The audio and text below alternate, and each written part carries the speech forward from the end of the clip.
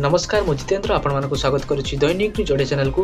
तो आज हूँ 14 तारीख मंगलवार। तो आज सारा दिन कौन सब बछा बछा और टॉप न्यूज गुड़िक रही चलते संपूर्ण भिडियो जाना। आम भिडियो भल लगे आम भिडियो गोटे लाइक करी आम चैनल को सब्सक्राइब कर दिंतु। तो चलते आरंभ करना संपूर्ण भिडियो कौन रही। मेघुआ रग आसंता 17 तारिख राज्य में पुणी बढ़ शीतर प्रकोप। तो चलन देखा संपूर्ण अपडेट कौन रही। शीतर थरुची सारा ओडिशा राज्य में जारी रही शीतर लहरी। आसंता 4-5 दिन पर्यंत राज्य में प्रबल शीत हो आगक आहरी शीत बढ़िबार संभावना रही। अन्यपटे प्रबल शीत सांगक घन कुहुड़ी जीवन को अस्तव्यस्त करुच्ची। विशेषकर सुंदरगढ़, झारसुगुड़ा, अनुगुल, ढेंकानाल, संबलपुर, बरगढ़, कंधमाल, कलाहांडी, कोरापुट, नवरंगपुर में शीत लहरी अनुभूत होबार संभावना रही। सेहीपर राज्य किसी अंचल मेघुआ पाग रही संभावना थिबा नहीं पूर्वानुमान करिछि पाणीपाग विज्ञान केन्द्र। सेहीपर आज और आसंता काली मध्य किछि जिल्ला रे हालुका कुहुड़ी दृश्यमान हेबो। जिला गुड़िक हेउछि झारसुगुड़ा, केन्दुझर, अनुगोल, संबलपुर, सुंदरगढ़, कटक और खोर्धा। तो चलो देखिए परवर्ती अपडेट कौन रही। भारत में HMPV भाइरस मामला वृद्धि पाउछि। एपर्यंत देशर अनेक राज्यरू यह भाइरस मामला रिपोर्ट होइछि। चाइनारू आरंभ होइथिबा यह भाइरस कबल में एवं अनेक पड़ोशी देश आसी सारी। एपरी परिस्थिति में चाइना रे यह भाइरस प्रभाव देखा गुरुत्वपूर्ण। यही समय चाइनार अधिकारी माने कहिसेंति देशर उत्तर प्रदेश गुड़िक श्वासक्रिया रोग HMPV मामला ह्रास पाउछि। Chinese Center for Disease Control and Prevention गवेषक वांग लिपिंग आश्वासन दे कहते जे HMPV एक दशंधि पुराणा भाइरस एवं कहते मामला वृद्धि होगा सह यार चिन्हट भल होबारु यह कौन बोली जना पड़ा। वर्तमान HMPV पाई चिन्हट होइथिबा सकारात्मक मामला गुड़िकर हार परिवर्तनशील होउछि एवं उत्तर अंचल गुड़िक सकारात्मक मामला गुड़िकर हार ह्रास पाउछि। लिपिंग चाइनार जातीय स्वास्थ्य कमिशनर एक प्रेस ब्रीफिंग समय कहिथिले। से कहते जे 14 वर्ष और ताठारु कम बयस रोगी मध्य सकारात्मक मामला ह्रास पाइबा आरंभ करिछि। चलन देखिए परवर्ती अपडेट कौन रही। अमेरिका एवं देखुची प्रकृतिर कराल रूप। गत जनवरी 7 तारिख में कैलिफोर्निया जंगल लगी निआ थमिबार ना नेउना। गला सप्ताहे धरी जलुची अमेरिकार सबुठारु महंगा तथा व्यस्तबहुल पर्यटन सिटी लॉस एंजेल्स। निआर आरे ग्रासी हो गलानी लोकंकर घरद्वार और विशाल अट्टालिका। एपरिक हॉलीवुड सेलिब्रिटी और राजनेता विलासपूर्ण घर मध्य जलिपोड़ी छारखार हो गलानी। ब्रेटनवुड अंचल में उपराष्ट्रपति कमला हारिसंक घर खाली करने निर्देश कर केवल हॉलीवुड रे नष्ट हो जाइछि 500 कोटी टंकारु अधिक टंकार संपत्ति। मोट 10,000 कोठा नष्ट हो सारी बेले 13 लाख लोक घर छाड़ी अन्यत्र चलीगले। 3 किलोमीटर जाए व्यापीची यह प्रलयंकारी निआ आउ एबे जाए 24 जनकर जीवन नहीं सारे। चलन देखिए परवर्ती अपडेट कौन रही। केवल शीत नुहे एणिकी वर्ष सारा राजधानी रे पालन हेब पथोत्सव। राजधानी राजरास्ता गलिकंदी सबुठी सकाल सकाल झुमिबे लोक मैंने। पथोत्सव नहीं बड़ घोषणा करिसेंति गृह एवं नगर उन्नयन मंत्री कृष्णचंद्र पात्र। वर्ष को 12टी अर्थात प्रति मासरे गोटे गोटे पथोत्सव पालन कराजिबो बोली मंत्री सूचना दैछंती।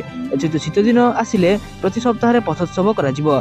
एने विभाग खूब शीघ्र निष्पत्ति नेब बोली कहते मंत्री। सेपटे भुवनेश्वर जागमरा रे पथोत्सव अनुष्ठित होइथिला। शीत सकाळ नाच गीत रे मशगुल होइथिले राजधानीवासी माने। गीत सांग को संबलपुरी और ओडिसी नृत्यर आसर जागमरा स्थिति रास्ता रे देखिबा को मिलिथिला। तो चलन देखिबा परवर्ती अपडेट कोन रहिछि। ओडिशा को आसला आयुष्मान। दिल्ली रे एनआई केन्द्र और राज्य मध्य MOU स्वाक्षरित होइछि। आसंता मासरू यह राज्य में कार्यकारी करिजिबो। नुआ कार्ड देवे सरकार। देशर 30,000 हस्पिटाल रे हिताधिकारी 5 लाख और 10 लाख टंका जाए कैशलेस सुविधा पाई परिबे। बड़ कथा है चिकित्सा बेले कौन देय देवा को पड़ो ना बोली सरकार स्पष्ट कर दैछंती। स्वास्थ्य सेवा क्षेत्र में आउ पादे आगे ओडिशा। राज्य में खूब शीघ्र लागू हेबो आयुष्मान प्रधानमंत्री जन आरोग्य योजना कार्ड। एथिपाई दिल्लीर विज्ञान भवन में केन्द्र और राज्य मध्य बुझामणा पत्र स्वाक्षरित होइछि। मुख्यमंत्री मोहन चरण माझी, केन्द्र स्वास्थ्य मंत्री JP नड्डा, 3 केन्द्र मंत्री धर्मेंद्र प्रधान, जुएल ओराम और अश्विनी वैष्णव उपस्थित रही यही OMU होइछि। राज्य में आसंता फेब्रुआरी मासरू आयुष्मान योजनार सेवा उपलब्ध कराजिबो। ओडिशा रे बिजु स्वास्थ्य कार्डर ना गोपबंधु जन आरोग्य योजना सह आयुष्मान योजना मध्य लागू कराजिबो। 1.3 कोटी परिवार 3.5 कोटी लोक उपकृत हेबे। गोपबंधु जन आरोग्य योजना सह आयुष्मान भारत गोटे कार्ड मिलिबो। देशर 30,000 हस्पिटाल रे मिलिबो चिकित्सा सुविधा। 5 ରୁ 10 लाख जाए मागणा चिकित्सा सुविधा मिलिबो। महिला को 10 लाख जाए सुविधा मिल पारिबो। पुराना कार्ड हटाई दिया जाई नुआ कार्ड दिया जिवो। लोगो भी परिवर्तन हेबो। चलो देखिए परवर्ती अपडेट कौन रही। ओडिशा रे मद बिक्री को नहीं आसला बड़ अपडेट। କୁହାଯାଉଛି ଯେ ଚଳିତ ବର୍ଷର ବଜେଟ୍ ଅଧିବେଶନରେ ମୋହନ ସରକାର ଏହି ପ୍ରସ୍ତାବ ଆଣିପାରନ୍ତି ଯେଉଁଥିରେ ଧାର୍ମିକ ସ୍ଥଳରେ ମଦ ବନ୍ଦ କରିବାର ପ୍ରସ୍ତୁତି ରହିଛି।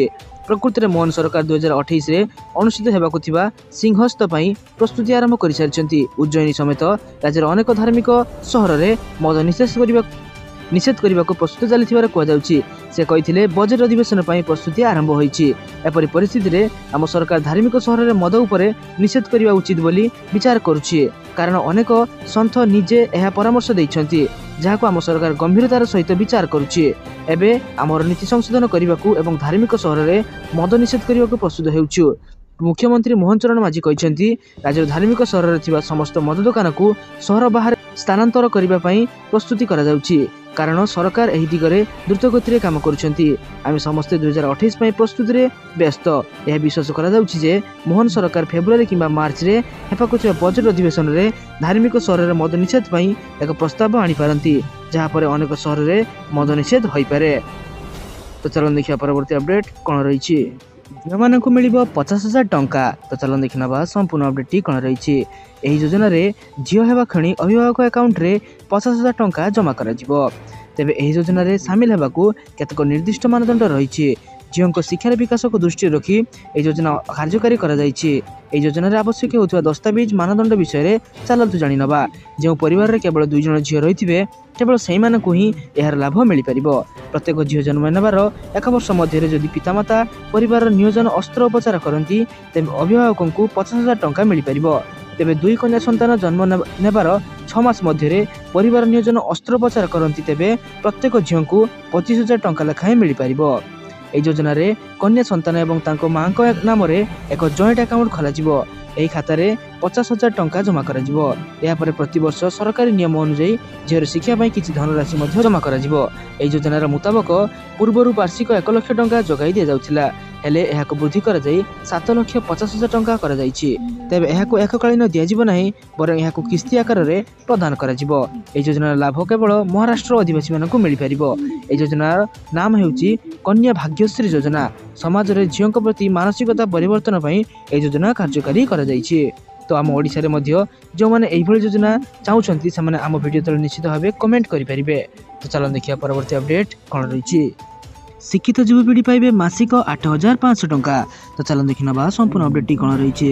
ରାଜସ୍ଥାନର ପୂର୍ବତନ ଉପମୁଖ୍ୟମନ୍ତ୍ରୀ ସଚିନ ପାଇଲଟ ଏକ ନୂଆ ଘୋଷଣା କରିଛନ୍ତି, ଯାହା ସମସ୍ତଙ୍କୁ ଆଶ୍ଚର୍ଯ୍ୟଚକିତ କରିଛି। ସେ କହିଛନ୍ତି ଯଦି ଆମ ସରକାର ଗଠନ ହୁଏ ତେବେ ଶିକ୍ଷିତ ବେକାରୀ ଯୁବକ ଯୁବତୀଙ୍କୁ ଉତ୍ସାହିତ କରିବା ପାଇଁ 1 ବର୍ଷ ପାଇଁ ପ୍ରତି ମାସରେ 8,500 ଟଙ୍କା ଆର୍ଥିକ ସହାୟତା ପ୍ରଦାନ କରାଯିବ। ସେ କହିଥିଲେ ଯେ ଯୁବ ଉଡ଼ାନ ଯୋଜନା ଅଧୀନରେ ଯୁବକମାନଙ୍କୁ 1 ବର୍ଷର ଶିକ୍ଷା ନିବାସ ଏବଂ ମାସିକ 8,500 ଟଙ୍କା ଦିଆଯିବ। ପାଇଲଟ ଆହୁରି କହିଛନ୍ତି ଯେ କାହାକୁ ସନ୍ଦେହ କରିବା ଉଚିତ ନୁହେଁ। ସମଗ୍ର ଦଳ ନିଜର ସମସ୍ତ ଶକ୍ତି ସହିତ ଦିଲ୍ଲୀ ନିର୍ବାଚନ ଲଢ଼ୁଛନ୍ତି। ଏହି ସମୟରେ ଦିଲ୍ଲୀ ପ୍ରଦେଶ କଂଗ୍ରେସ ସଭାପତି ଦେବେନ୍ଦ୍ର ଯାଦବ, ରାଜ୍ୟ ପ୍ରଭାରୀ କାଜୀ ନିଜାମୁଦ୍ଦିନ, NUCI ସଭାପତି ବରୁଣ ଚୌଧୁରୀ ଏବଂ ଅନ୍ୟାନ୍ୟ ନେତାମାନେ ଉପସ୍ଥିତ ଥିଲେ। ଏହି ଯୋଜନାର ଘୋଷଣା ଫଳରେ ଯୁବପିଢ଼ି ମଧ୍ୟରେ ଉତ୍ସାହ ଲାଗି ରହିଛି। ତ ଏହି ଯୋଜନା ଥିଲା କେବଳ ଦିଲ୍ଲୀର ଯୁବକ ଯୁବତୀମାନଙ୍କ ପାଇଁ। ତ ଆମ ଓଡ଼ିଶାରେ ମଧ୍ୟ ଯେଉଁମାନେ ଏଇଭଳି ଯୋଜନା ଚାହୁଁଛନ୍ତି ଆମ ଭିଡ଼ିଓ ତଳେ ନିଶ୍ଚିତ ଭାବେ କମେଣ୍ଟ କରିପାରିବେ। ଚାଲନ୍ତୁ ଦେଖିବା ପରବର୍ତ୍ତୀ ଅପଡେଟ୍ କ'ଣ ରହିଛି। ପାଖେଇ ଆସୁଛି ଖଣ୍ଡଗିରି କୁମ୍ଭମେଳା। ଆଉ କମ୍ ଦିନ ଥିବାରୁ ପ୍ରସ୍ତୁତି ଜୋରସୋରରେ ଚାଲିଛି। ସାଧୁ ସନ୍ଥମାନେ ମେଳା ପାଇଁ ପ୍ରସ୍ତୁତ ହେଉଥିବା ବେଳେ ମନୋରଞ୍ଜନର ଖୋରାକ ଯୋଗାଇବାକୁ ସଜବାଜ ହେଲେଣି ଯାତ୍ରା କମିଟି। ନୂଆ ନୂଆ କାହାଣୀ ଦମଦାର ସଂଳାପକୁ ନେଇ ପ୍ରସ୍ତୁତି ହୋଇଥିବା 12 ଯାତ୍ରା ଦଳ ଗଇନା ଦେଇ ସାରିଲେଣି। ଯାତ୍ରା ସହ ଯୋଡ଼ି ହୋଇଥିବା ଅଶ୍ଳୀଳ ନୃତ୍ୟକୁ ନେଇ ସାରା ଓଡ଼ିଶାରେ ଚର୍ଚ୍ଚା ହେଉଥିବା ବେଳେ ଖଣ୍ଡଗିରି ପବିତ୍ର ଭୂମିରେ ଏଥର କୌଣସି ଅଶ୍ଳୀଳତାକୁ ପ୍ରଶ୍ରୟ ଦିଆଯିବ ନାହିଁ ବୋଲି ଯୋଜନା ହୋଇଛି। ଚଳିତ ଥର ପୁରୁଣା ଦଳ ସହ 3ଟି ନୂଆ ପାର୍ଟି ସାମିଲ ହେବାକୁ ଥିବାରୁ ନାଟକ ପୂର୍ବ ବର୍ଷ ଅପେକ୍ଷା ଅଧିକ ରୋମାଞ୍ଚକ ହେବେ ବୋଲି ଆୟୋଜନ କମିଟି ଆଶା ରଖିଛନ୍ତି। ଯାତ୍ରା ଯାଜ୍ଞସେନୀ, ଯାତ୍ରା ବିଶ୍ୱ ଦରବାର ଓ ଅପେରା ପୃଥ୍ୱୀରାଜ ଏଥର ପ୍ରଥମ ଥର ପାଇଁ ଖଣ୍ଡଗିରିରେ ନିଜର ଭାଗ୍ୟ ପରୀକ୍ଷା କରିବେ। ପ୍ରଥମ ପର୍ଯ୍ୟାୟରେ ସୂର୍ଯ୍ୟ ମନ୍ଦିର, ଦୁର୍ଗା ମନ୍ଦିର, ଅପେରା ପୃଥ୍ୱୀରାଜ, ଶିବାନୀ ଗଣନାଟ୍ୟ, ଯାତ୍ରା ବିଶ୍ୱ ଦରବାର, ଯାତ୍ରା ଯାଜ୍ଞସେନୀ ଆସିବେ। ଦ୍ୱିତୀୟ ପର୍ଯ୍ୟାୟରେ କୋଣାର୍କ, ସ୍ୱର୍ଣ୍ଣମହଲ, ତୁଳସୀ ସିଂହ ବାହିନୀ, ସ୍ୱପ୍ନମହଲ, ରଙ୍ଗମହଲ ସାମିଲ ହେବେ। କେଉଁ ପାର୍ଟି କେଉଁ ବହି ନେଇ ଆସିବେ ତାହା ଗତ ଜୁନ ମାସରେ ଆଖଡ଼ାରୁ ଚୂଡ଼ାନ୍ତ ହୋଇସାରିଛି। ଚାଲନ୍ତୁ ଦେଖିବା ପରବର୍ତ୍ତୀ ଅପଡେଟ୍ କ'ଣ ରହିଛି। ଜରୁରୀକାଳୀନ ପରିସ୍ଥିତିରେ ବନ୍ଦୀ ସଂଗ୍ରାମୀଙ୍କ ପାଇଁ ରାଜ୍ୟ ସରକାର ବଡ଼ ନିଷ୍ପତ୍ତି ନେଇଛନ୍ତି। ଜେଲରେ ବନ୍ଦୀ ଥିବା ସଂଗ୍ରାମୀମାନଙ୍କୁ ମାସକୁ 20,000 ଟଙ୍କାର ପେନସନ ମିଳିପାରିବ। ଓଡ଼ିଶା ସରକାରଙ୍କ ପକ୍ଷରୁ ଦେଶରେ ଜରୁରୀକାଳୀନ ପରିସ୍ଥିତିରେ ମିଶା, DIR ଏବଂ DIRS-IR ଆଇନରେ ବିଭିନ୍ନ ଜେଲରେ बंदी थिबा संग्रामी मानक मासक 20,000 टंकार पेंशन मिलियो बोली गृह विभाग पक्षरु विधिबद्ध विज्ञप्ति प्रकाश पाइछि। पेंशन सहित समस्त संग्रामी मानक मेडिकल खर्च मध्य राज्य सरकार वहन करिवे। 1 जनवरी 2025 सुधा जीवित थिबा सब संग्रामी ए पेंशन और चिकित्सा सुविधा पाइबे बोली ए विज्ञप्ति रे सूचना दिया जाइछि। तो सारा दिन एपरि बछा बछा एवं गुरुत्वपूर्ण खबर जानिया पई आम चैनल को सब्सक्राइब कर रखंतु एवं आ वीडियो को लाइक कर दियंतु। धन्यवाद।